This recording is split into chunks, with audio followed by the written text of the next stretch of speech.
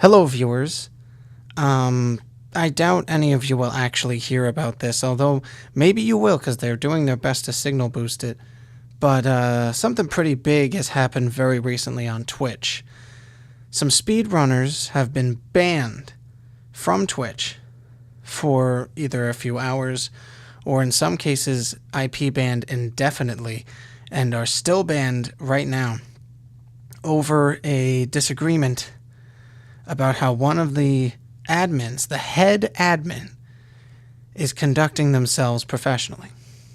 So, let's go down the timeline of the events that are relevant to this happening in order. It all started when a global emoticon arrived on Twitch of a generic furry-looking character. Now, one of the admins, who is incidentally the center of all this fuss, is a furry and has their own emoticon. But this emoticon is different. It was different. It was more generic looking. It's gone now. It was I believe it was called Nightlight or something like that.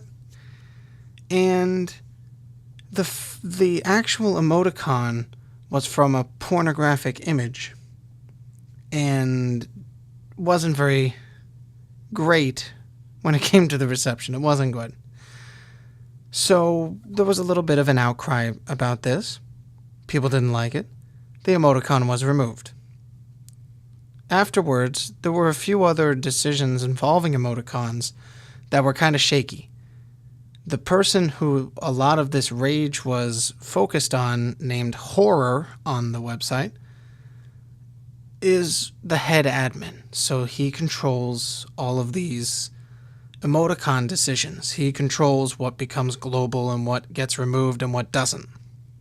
Now, the decision I'm talking about is a bunch of Toho images were removed because Horror thought that they were not following copyright laws.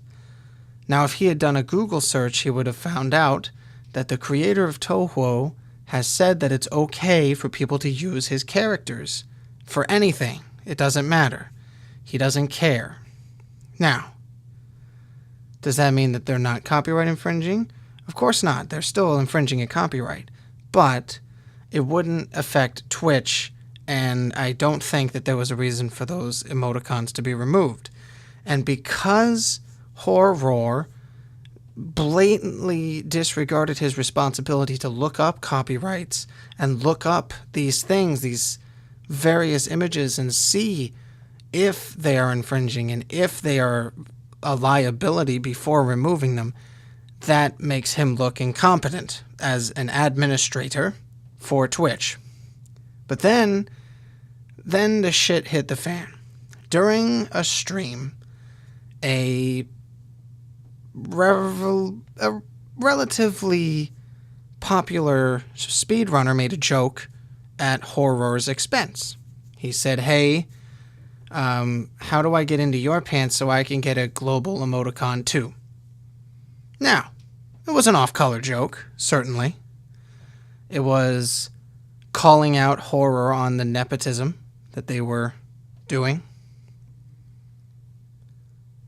which is a challenge to them, certainly. It's a bit more of a jab than a normal jab would be. It's more of like a punch, if you ask me. This offended, or at least upset, Horror, and he responded with a ban. Now, he is a furry. Horror is a furry. Everybody knows how a lot of people on the internet feel about furries. I don't like them either, but I don't want to harass them. I don't care enough to harass them. I don't like them, but I don't care enough to harass them. But there are lots of people who don't like them. Some of them even hate them, and they do care to harass them. And any little thing, any catalyst at all, is more than enough to make them go all out on any furry at any time. Anyone who decides to make themselves a target, anyone that they can justify hurting, will be targeted. So, Horror put himself in this scenario with this initial ban. So, there was a campaign, if you will, of harassment that was labeled remove horror.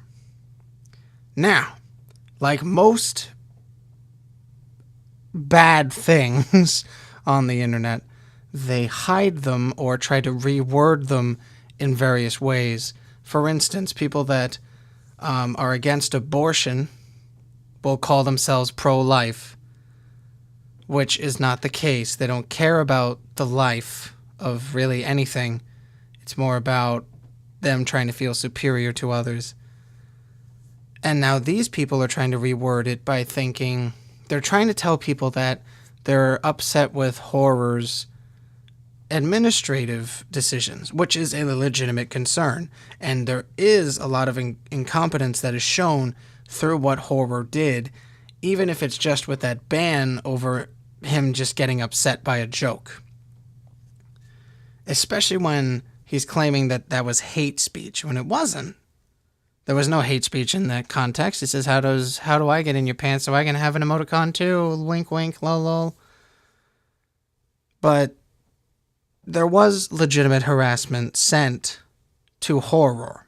Now, horror kind of left the scene when the real shit started hitting the fan, which shows a blatant disregard for his responsibilities as head admin to be there to help coordinate things and keep things organized and under control for the rest of the admins. He's the head admin for a reason, I would assume. And all of these other admins were just there to handle the shitstorm and try to clean it up with no one to really help organize them. So they did what anyone else would do, and you see a bunch of shit about to fly in. You put up some walls and some protection. And the way how they did that was damage control. A lot of people were continuing this harassment in chats. A lot of people were furthering the cause's slogan, which was remove horror, through their stream titles and even in imagery in the streams. Now, a lot of them did not have malicious intent. A lot of them were just doing it because they were legitimately aggravated with what horror did. But by having that slogan on there, it was essentially the same thing as having the Nazi symbol on your jacket and then being surprised when people think that you're a Nazi supporter when really you are using a similar symbol as a parody of the Nazis because you're a peace organization. When it's known for one thing, when Twitch administrators know it as one thing, they're going to assume it's that thing. They aren't going to have the time to look into these things, so they're going to see the problem, and they have to deal with it. So a lot of people were banned, a lot of them, and a lot of them were relatively popular, especially the speedrunners. A lot of them were people that showed up on the Awesome Games Done Quick charity streams. One of them was Werbster, I think is his name, or Worcester or whatever. He's a relatively popular guy, 50,000 followers on Twitch. He doesn't have a small following, especially in Twitch standards. But basically having the words remove and horror in your title on your stream makes you a target for these administrators. And this is still going on now, so be very careful.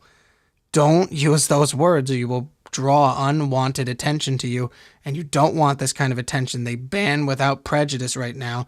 They ban without question. Some of them will warn you, but you don't want to risk it because there are people who are just banned. And if they don't ban you, then what they'll do is they'll take your chat and put it on sub only. If they think that people are talking about the horror situation, they just put it on sub only, even if you don't have subs. And that can be very aggravating, obviously, as a streamer. So, there's a lot of people who think that one side is without blame, and there's others who think that the other side is without blame. Now, I've read a lot of information from Twitch's side of it, because now Twitch is actually being actively involved and is trying to get more truth about this situation put out there from their point of view, which is the most objective that you can get, because Twitch wasn't involved in this at all, since their administrators are volunteers that are not connected to the company, and the one person who is had one of the smallest involvements with what actually went down that has pissed people off outside of the initial banning that started the shitstorm. So, here's how it works from my eyes. Horror is definitely in the wrong for being an incompetent admin. He did not stick to his responsibilities. He did not stay to help monitor the situation. He ran. He banned somebody over being upset at them. He approved an emoticon because it was of his boyfriend and made it a global icon, which is a pretty big deal on Twitch to have a global emoticon. That's a pretty big deal. And it does not come very commonly. And it was all because it was an emoticon of his boyfriend. His boyfriend had no status on the site. He didn't have a ton of followers. It was just because it was his boyfriend. And that's not good enough. That's not okay. That's nepotism.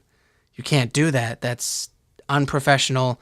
And the fact that he not only was okay with it and didn't apologize and go, sorry, I realize that I made a bad decision. I'm going to take this emoticon off. Sorry about the unrest that I caused.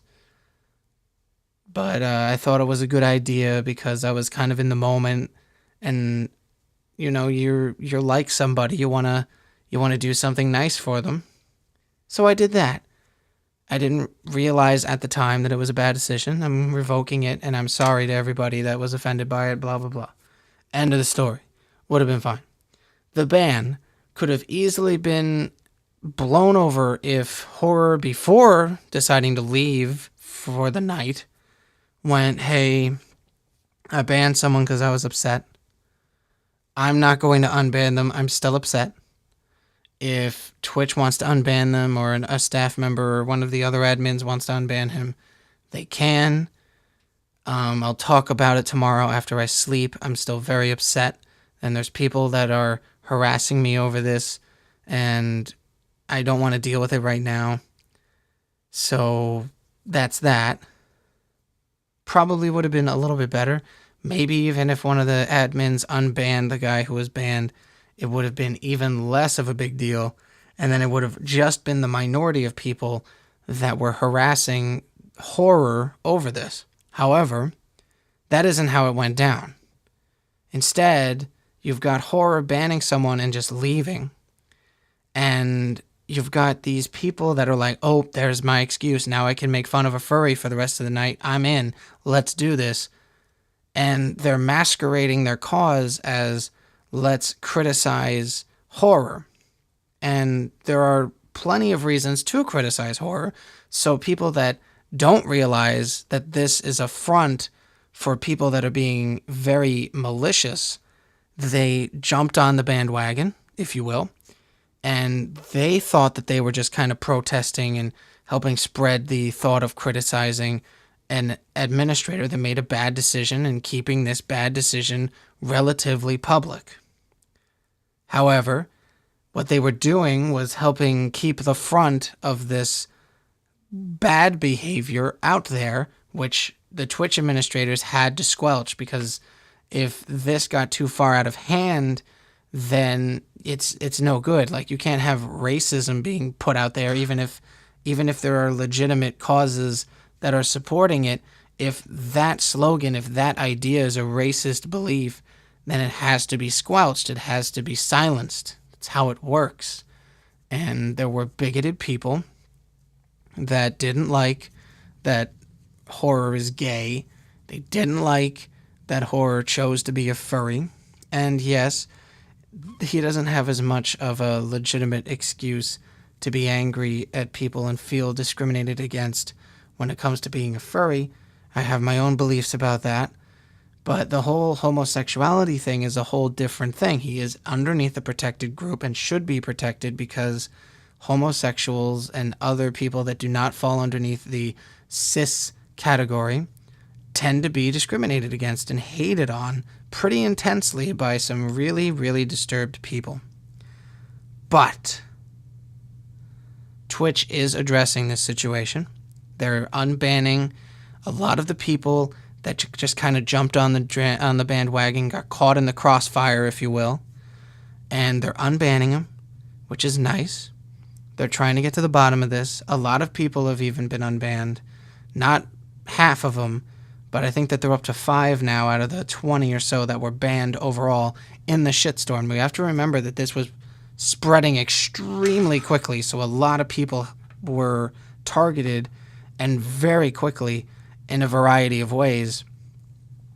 But it was just to try to silence it before it got too far out of hand, and it had too much. And they didn't want it to get too big to where they couldn't stop it, and they wanted it to get to a point where it could be looked at by Twitch later and then addressed professionally by them, because now it's gotten to a point where Twitch is having to step in and fix this.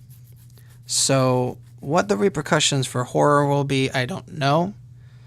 The more I think about it, the more I think that they are either going to give him some kind of serious talking to. He really needs to understand what his responsibilities as head admin are, what's expected of him by the company, and most of all, how he should really be treating his job with a higher level of responsibility. He should really be taking his responsibilities seriously.